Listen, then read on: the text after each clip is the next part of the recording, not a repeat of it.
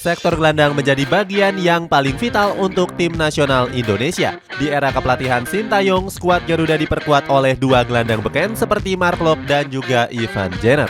Selain keduanya, tim nasional Indonesia juga masih dirumorkan akan menaturalisasi beberapa gelandang keturunan yang berkarir di luar negeri. Dengan begitu, Indonesia diprediksi bakal dihuni oleh banyak gelandang-gelandang keturunan. Cetak Gol coba merangkum tim nasional Indonesia yang kelebihan gelandang sebagai berikut.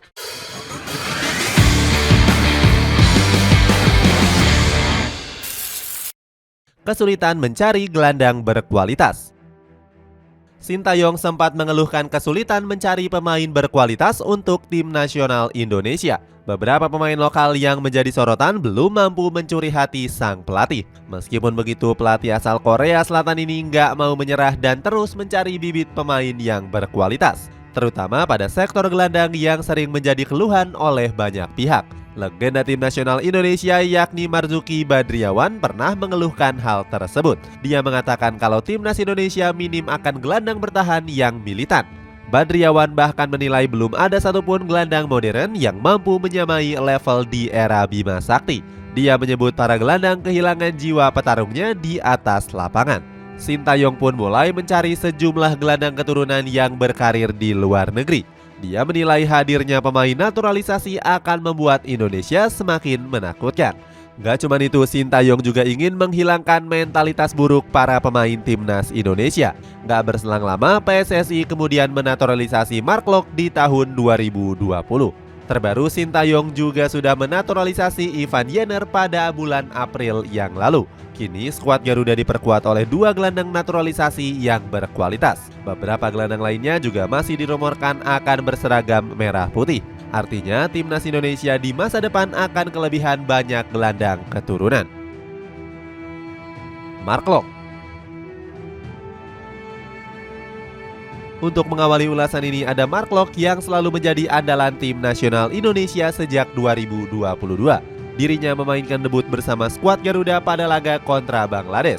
Setelah itu, Sintayong memanggil Locke untuk laga kualifikasi Piala Asia. Hebatnya, pemain Persib Bandung ini berhasil membawa skuad Garuda lolos ke Piala Asia Qatar. Berikutnya, Mark Locke juga sempat menjalani pertandingan krusial menghadapi Argentina. Sintayong pun mempercayainya sebagai starter dan bermain selama 88 menit. Mark Locke mengaku bangga dengan tim nasional Indonesia yang hanya kebobolan 2 gol. Mantan pemain PSM Makassar ini menilai kalau sangat sulit menghadapi tim nomor 1 dunia. Sejak kehadiran Mark Locke, lini tengah tim nasional Indonesia dianggap semakin hidup. Walaupun baru 1 tahun menjalani debut, Mark Locke tercatat sudah memainkan 17 caps bersama skuad Garuda. Dirinya berambisi menjadi legenda timnas Indonesia dengan caps terbanyak. Tom Hey. Berikutnya, tim nasional Indonesia dirumorkan akan menaturalisasi gelandang Heerenveen yakni Tom Hey. Pemain keturunan Belanda ini memang gencar akan berseragam skuad Garuda. Hal itu diperkuat oleh beberapa tanda-tanda yang diperlihatkan oleh PSSI. Mulai dari mengikuti Instagram pribadi Tom Hey sampai dengan pernyataan langsung dari Erick Thohir. Ketua PSSI ini menyebut akan ada pemain naturalisasi baru yang sedang dalam proses. Uniknya, Erick Thohir justru menyebut jika salah satu pemain naturalisasi merupakan seorang gelandang. Sebagai informasi, Tom Hey sendiri pernah memperkuat timnas Belanda di berbagai kelompok umur. Sayangnya, dirinya gagal memperkuat timnas Belanda senior akibat ketatnya persaingan. Julian Orip. Kemudian Indonesia juga masih punya gelandang keturunan berusia 17 tahun yakni Julian Orip. Pemain AZ Alkmaar ini punya darah keturunan yang berasal dari Surabaya. Dirinya punya rekam jejak mentereng pada usia muda dengan mampu memikat jajaran pelatih AZ Alkmaar. Terbukti saat membela tim U17, Orip mampu mengemas 11 gol. Performa gemilangnya ini membuat dirinya dipromosikan ke tim U21. Hebatnya lagi, Julian Orip sudah mendapatkan kontrak profesional saat usianya baru menginjak 15 tahun. Paul Brandenburg selaku kepala akademi memuji Orip sebagai gelandang dengan kemampuan teknis yang baik. Gak cuma itu, dia juga dianggap punya stamina yang sangat kuat. Jayden Oosterwolde. Selanjutnya ada pemain keturunan Indonesia dan Suriname yakni Jayden Oosterwolde. Pemain berkewarganegaraan Belanda tersebut baru-baru ini menjadi buah bibir publik tanah air. Pasalnya Oosterwolde kedapatan tengah mengikuti Instagram PSSI pada bulan September yang lalu. Hal itu seakan memberikan kode kalau dirinya ingin dinaturalisasi dan menjadi pemain timnas Indonesia. Sebagai informasi, Oosterwolde sendiri memang sudah menjadi incaran Sintayong sejak 2021. Akan tetapi dirinya menolak mentah-mentah undangan dari PSSI. Oosterwolde masih berharap bisa dipanggil oleh timnas Belanda di usia yang masih cukup muda. Akan tetapi skuad Oranje saat ini banyak dihuni oleh gelandang-gelandang berkualitas, mulai dari Tijani Reinders, Martin de Roon, hingga Joy Veerman. Melihat hal itu, kesempatan Oosterwolde untuk masuk ke dalam skuad asuhan Ronald Koeman terbilang cukup kecil. Seandainya membela skuad Garuda, peran Oosterwolde akan sangat dibutuhkan. Pasalnya dia merupakan pemain serbabisa yang bermain sebagai gelandang sayap maupun bek sayap. Sejauh ini Oosterwolde sudah menorehkan 1 gol dari 15 pertandingan bersama Fenerbahce di semua kompetisi. Ivan Jenner. Berikutnya ada Ivan Jenner yang baru menjadi bintang tim nasional Indonesia. Gelandang berusia 19 tahun ini sudah memainkan 6 caps bersama skuad Garuda di semua kelompok umur.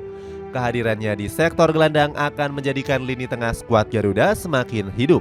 Salah satu aksinya terlihat saat Garuda Muda membantai Taiwan U23 dengan 9 gol tanpa balas. Meski nggak melesakan gol, pemain keturunan Belanda ini berhasil membukukan 36 passing sukses. Performa apiknya juga membuat Indonesia mencetak sejarah baru. Ivan Jenner berhasil membawa timnas Indonesia U23 lolos ke Piala Asia. Gak heran banyak yang memujinya sebagai pemain yang berkontribusi besar untuk skuad Garuda Muda. Selain itu, Ivan Jenner juga mendapatkan julukan sebagai jenderal lapangan tengah oleh para penggemar. Apalagi karirnya juga masih terbilang cerah dengan membela FC Utrecht U21. Gilles Joannes. Selanjutnya ada Gilles Joannes yang saat ini membela klub Belanda NAC Breda U21.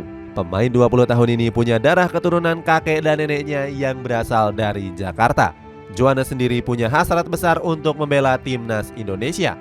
Namun dia masih punya keraguan karena dirinya takut karirnya di Eropa akan menurun. Saat ini Joannes punya karir yang cukup baik bersama tim junior NAC Breda. Di musim ini saja dia selalu menjadi pilihan utama dengan mengemas 8 penampilan. Meski begitu, dia masih punya peluang yang cukup besar untuk membela skuad Garuda. Pasalnya hingga saat ini Joannes belum pernah mendapatkan panggilan dari timnas Belanda. Sintayong sebenarnya sempat memasukkan namanya dalam daftar skuad tim nasional U20. Sayangnya panggilan itu nggak mendapatkan tanggapan dari Joannes. Menurut kabar yang beredar, Joannes mengaku nggak mendapatkan surat pemanggilan resmi dari PSSI. Dia bilang akan siap membela Garuda Muda apabila benar-benar dibutuhkan.